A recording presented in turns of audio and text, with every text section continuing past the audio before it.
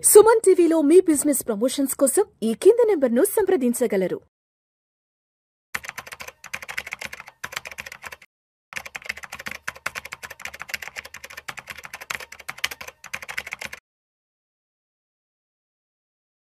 నమస్తే హర్ష.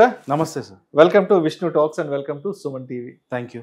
సో హర్ష, ఇవాళ ప్రమాద బీమాకి సంబంధించిన ఒక ఆర్టికల్ ఒకటి చదివాను ప్రముఖ తెలుగు దినపత్రికలో. ఆర్టికల్ ఏంటో ఒకసారి మీకు చదివి వినిపిస్తాను హర్ష. బ్యాంకులో సేవింగ్స్ అకౌంట్ ఉన్నవారికి 40 లక్షల రూపాయల వరకు ప్రమాద బీమా కల్పిస్తున్నారు.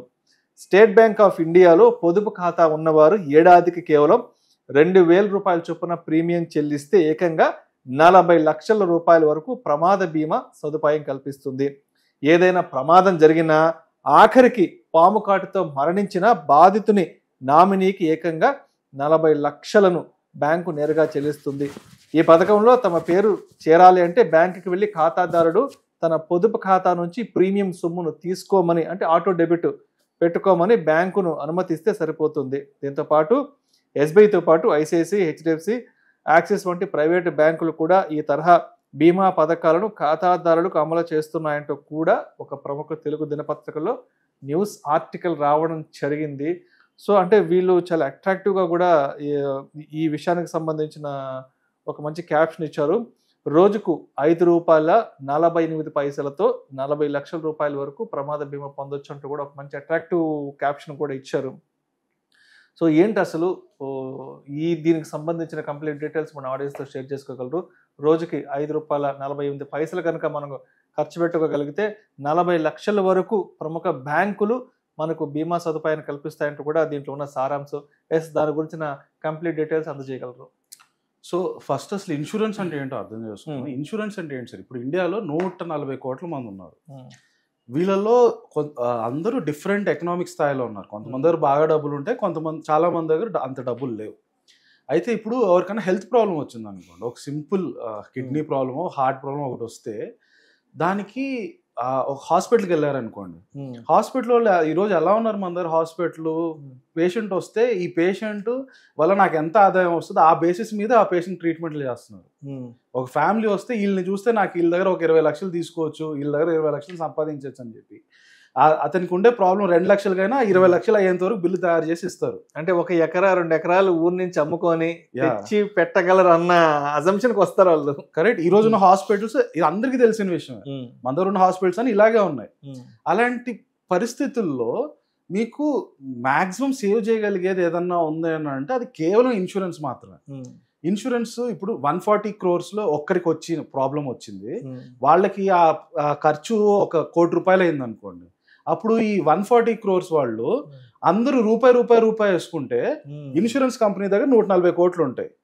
దాంట్లో ఎవరికో ఒకరికి ప్రాబ్లం వచ్చినప్పుడు వాళ్ళకి ట్రీట్మెంట్ అయ్యేంత వరకు ఆ 1 crore ఆ ఇన్సూరెన్స్ కంపెనీ ఇస్తుంది. అది ఇన్సూరెన్స్ కాన్సెప్ట్. అందరూ కొంత డబ్బులు వేయండి, మా దగ్గర పెద్ద డబ్బులు అవుతాయి, దాంట్లో నుంచి మీలో ఎవరికి ఒక్కరికి ప్రాబ్లం వచ్చినా మీకు ఆ ప్రాబ్లం కి ఖర్చు చాలా ఎక్కువ ఉంటది కాబట్టి ఆ ఖర్చు మొత్తం మేము చూసుకుంటాం.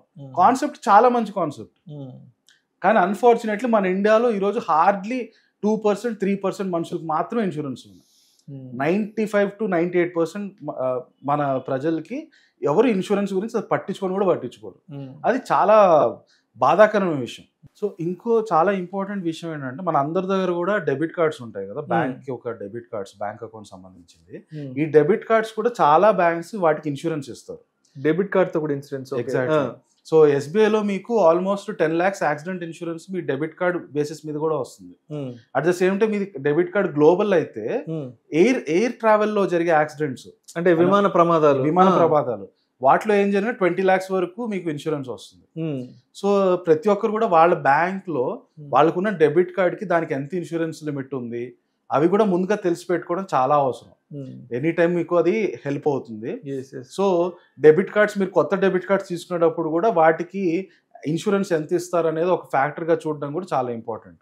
సో మీరు నేను రేపు ఎస్బీఐ అకౌంట్ లో తీసుకోవాలా, హెచ్ఎస్బిసిలో తీసుకోవాలా, హెచ్డిఎఫ్సిలో తీసుకోవాలన్నప్పుడు ఎవరు వాళ్ళ డెబిట్ కార్డ్ కి ఎంత ఎక్కువ ఇన్సూరెన్స్ ఇస్తున్నారు అనే ఫ్యాక్టర్ బేసిస్ మీద కూడా అకౌంట్ సెలెక్ట్ చేసుకోవడం కూడా చాలా ఇంపార్టెంట్. ఎందుకంటే మీరు మొన్న కర్నూలు బస్ యాక్సిడెంట్ కానీ ర్యాండమ్ గా మీరు వెళ్తుంటే ఏదో జరుగుతుంది. మీకు మొన్న చేవెళ్ళ బస్సు దుర్ఘటన, అసలు అంటే దారుణమైన రోడ్డు ప్రమాదాలు అసలు. ఎగ్జాక్ట్లీ.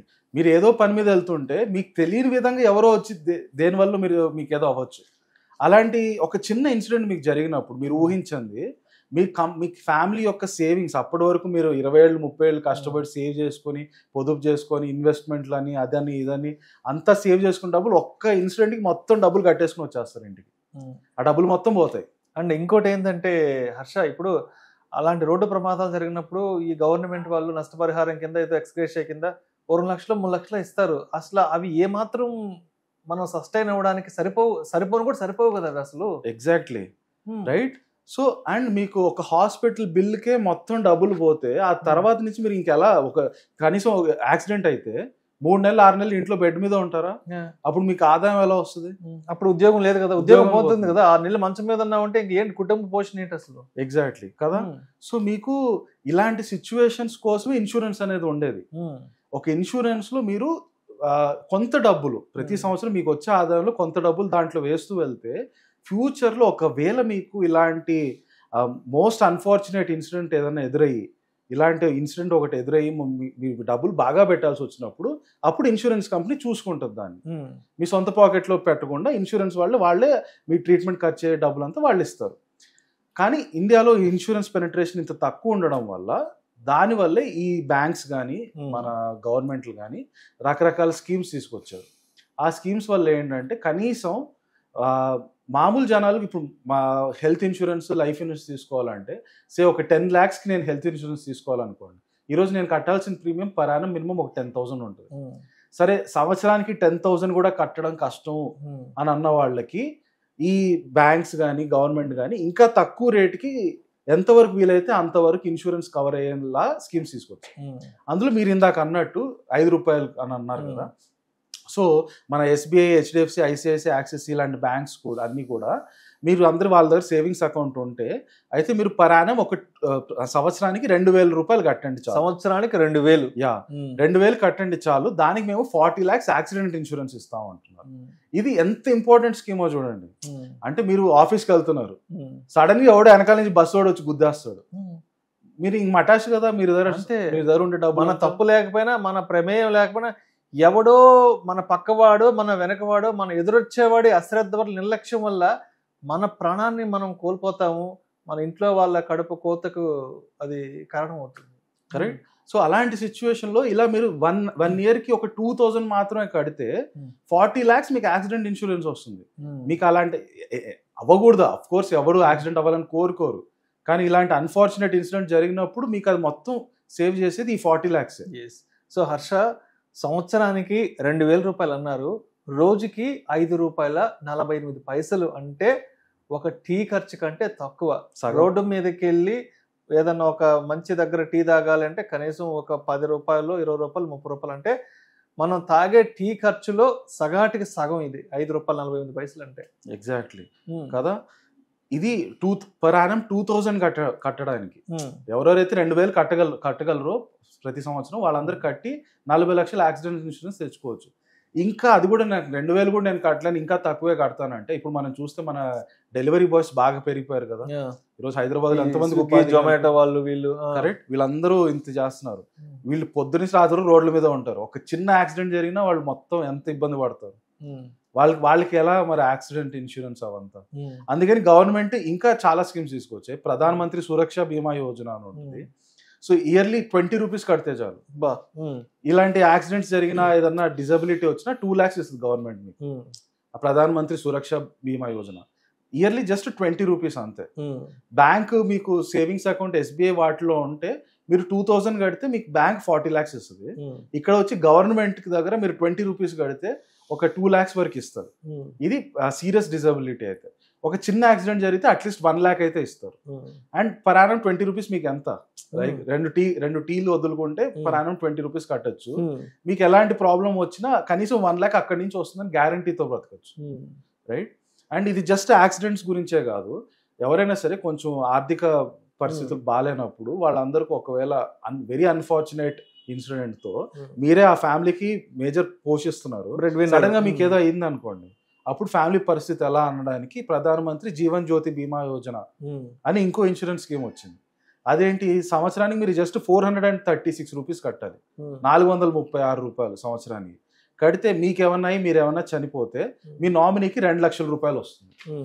ఓకే రైట్, నామినీకి 2 లక్షల రూపాయలు వస్తుంది. ఎంత హెల్ప్ అవుతుంది మీ ఫ్యామిలీకి, రైట్? సో మీరు లోవర్ ఎకనామిక్ స్టేటాలో ఉన్నప్పుడు ఖచ్చితంగా టర్మ్ ఇన్సూరెన్స్ 436 రూపీస్ అనేది చాలా మినిమల్ అమౌంట్ అండ్ సంవత్సరానికి ఒకసారి కట్టాలి. అంత కడితే మీకు మీ ఫ్యామిలీ మొత్తానికి కూడా ఒక భరోసాలా ఉంటుంది. ఒకవేళ ఏమన్నా ఎవరు జరగాలని కోరుకోరు, అన్ఫార్చునేట్ ఈవెంట్లో ఫ్యామిలీకి 2 lakhs వస్తుంది మీకు ఏమన్నా జరిగితే. ఇప్పుడు హర్ష మొన్న చూసాం 2-3 భయంకరమైన బస్సు ప్రమాదాలు. సో దాంట్లో చాలామంది ఆ కుటుంబాన్ని పోషించే ఎవరైతే ఉన్నారో ఆ కుటుంబాన్ని పోషించే పెద్దలు చాలామంది నిజంగా దుర్మరణం పాలయ్యారు కదా.